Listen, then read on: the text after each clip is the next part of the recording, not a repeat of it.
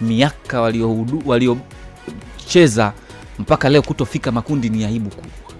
Lakini KMKM naye anaitaka hiyo nafasi. Azam FC naona wana nafasi ya kwenda hatua inayofuata, lakini lazima wabadilike kidogo style ya kucheza. So unajua Azam walivyoanza msimu kwenye michuano ya kimataifa walicheza na timu kutoka Sudani kule Al-Merrikh. Kiwango chao kilikuwa bora sana Azam FC kwenye mechi zote. Isipokuwa waliporudi kwenye ligi hapa, mechi yao dhidi ya JK Tanzania ilikuwa ngumu. Kuna namna ilikuwa takaiwapalie. Na ukiangalia ukweli wa mambo ulivyo, sio tu kwamba JKT walikuwa ni timu bora, lakini Azam waliofanya JKT wakawa na ule ubora. Kwenye mpira wa miguu kuna nyakati ukishindwa kumwadhibu vizuri mpinzani wako kutokana na makosa anayofanya, unakuwa unamtengeneza awe bora kukukabili wewe kwenye mchezo. Kwa mechi ile dhidi ya JK Tanzania, at least Azam FC alikutana na mechi ambayo iliwasumbua. Licha ya kwamba kuna tukio lilitokea ambalo lilitakiwa kuwanufaisha Azam FC kihalali, wapata advantage. Ni ile ya mwishoni ya mtu kuvutwa. Mwamuzi akawazima.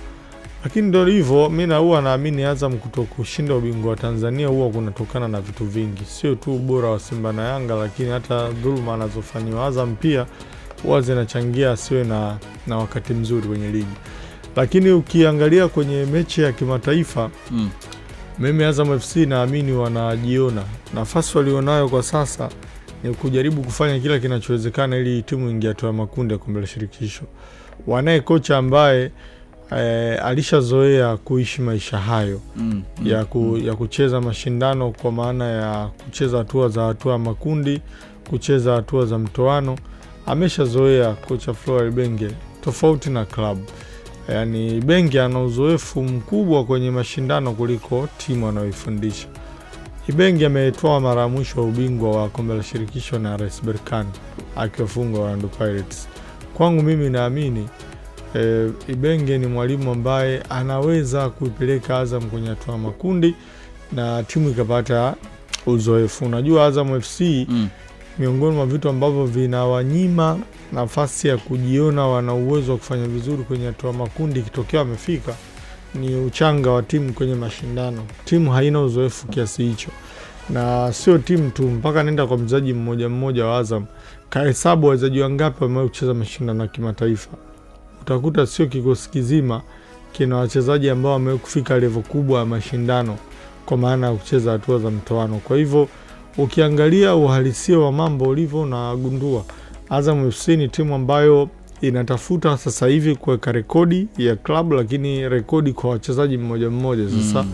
Lakini kwa mwalimu yeye haitakuwa story kabisa. Lakini story itakuwa kubwa kwa mwalimu, atakuwa kocha wa kwanza kuipeleka Azam kwenye hatua makundi ya kombe la shirikisho. Jambo ambalo halijawahi kufanywa na kocha yoyote. Yani hapo sasa ndio kuna vitu viwili lazima viwe na balance. Okay. Kocha ana uzoefu wa mashindano ya kimataifa kuliko timu anaoifundisha kwa maana ya Azam FC, lakini wachezaji wa Azam FC pia mmoja wengi hawana uzoefu na mashindano ya kimataifa kwa maana kucheza mara nyingi hatua za mtoano.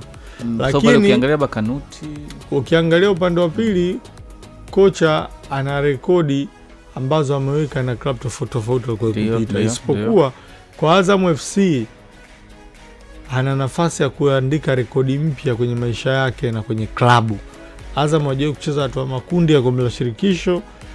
Kwa hiyo yeye Ibenge akifanikisha timu ikaenda hatua makundi, anaenda kuwa kocha wa kwanza kwenye historia ya klabu ya Azam FC kuipeleka timu ambayo haikuwahi kucheza hatua makundi ya kombe la shirikisho kwa mara kwanza, ndo anaenda kuipeleka.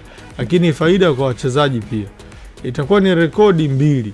Ya kwanza, wanaenda kuandika mchezaji kama Pascal Msindo hajacheza hatua makundi ya klabu kwa ngazi ya klabu kwenye mashindano ya kimataifa. Maana yake vijana kama kina Mwaikenda, kina Msindo, Yahya bin Zaid, wachezaji wengi tu pale, kina Sadun, hii ndio nafasi yao ya wao kuipeleka Azam kwenye historia. Wao wataingia kwenye vitabu vya historia kwamba walikuwa wachezaji wa kwanza kizazi chao kuipeleka Azam FC kwenye hatua makundi ya kombe la shirikisho. Licha ya kwamba kabla yao walipita magwiji wengi kwelikweli. Azam FC walipita kina Kipre Cheche, kina Jean Baptiste Mugiraneza, Kipre Balu, wachezaji kama Didi Kavumbagu, John Rafael Boko, wachezaji kama kina Rastonyoni, Shomari Kapombe, Aishi Manula, wachezaji wengi kwelikweli wamepita Azam, kina Abubakar Salum Shwaboi, lakini timu haikuwa kucheza hatua makundi ya kombe la shirikisho. Kwa hiyo hii ni nafasi pia kwa wachezaji wa Azam FC kuweka hiyo rekodi, na mimi naona hilo ni jambo ambalo linawezekana. Itategemea tu na wao wote wawili wamejiandaje, kwa maana upande wa wachezaji na upande wa benchi la ufundi. Lakini hatuwezi kusahau eneo la uongozi, kwa maana utawala Azam FC, hata viongozi wao pia hii ni nafasi yao pia kuweka hiyo historia. Sawa, bwana, ni kwa upande wa Azam FC na namna ambavyo vinajiandaa kwenye mchezo wako wa kombe, ambavyo vinajiandaa kwa KMKM. Bado na wewe pia nafasi yako unaipa Azam kwa asilimia zaidi ya 50? Naipa Azam. Sio kwa ukereketo. Sio kwa sababu ya ushabiki, yes. Ni kwa sababu pia hata quality ya KMKM na Azam ni vitu viwili tofauti. Inawezekana isiwe mbingu na ardhi, lakini bado kuna ukubwa mwingi sana ambao upo kati yao. Hata ukiangalia Chisano hapo amezungumza kutoka kwenye benchi la ufundi, namna wachezaji walivyo, amegusia pia historia ya Azam, namna ambavyo wamekuwa wanahangaika kuvuka hizi hatua. Kwa hiyo nao watakuwa wanajua. Kama unakumbuka kauli ya Ibenge mchezo uliopita, alisema kwamba inawezekana ile ndio mechi yao bora ya mwaka. Alizungumza kabla ya mechi kuanza. Maana yake ni kwamba alikuwa anaamini Azam hili ndio eneo ambalo huwa wana struggle. Kwa hiyo kwenye kupata matokeo kwenye hili eneo kunaenda kutengeneza njia rahisi ya wachezaji kuanza kufikiria namna ambavyo wanaweza wakavuka. Yaani kuna namna ambavyo hawa wachezaji ambao wapo Azam wana kumbukumbu ya kwamba si tuna historia ya kuishia hapa. Faisal mwenyewe amekuja Azam alishia kwenye hilo eneo. Akina Pascal Msindo hawa, akina Nathaniel Chilambo ambao wote wanacheza wanakumbuka kwamba hili eneo sio sisi tu. Toka zamani watu wamekuwa wanaliishia hapa. Yaani hawajawahi vuka kwenda kwenye hatua ya makundi wakaenjoy yani tunasema kwa kurelax, mnavuka mkiwa mnajua tunavuka. Yani tofauti na sasa hivi Simba na Yanga zikiwa zinavuka hili eneo, hamna mtu anayezungumza kwamba wanaweza wakapoteza labda kwa sababu historia ina hamna.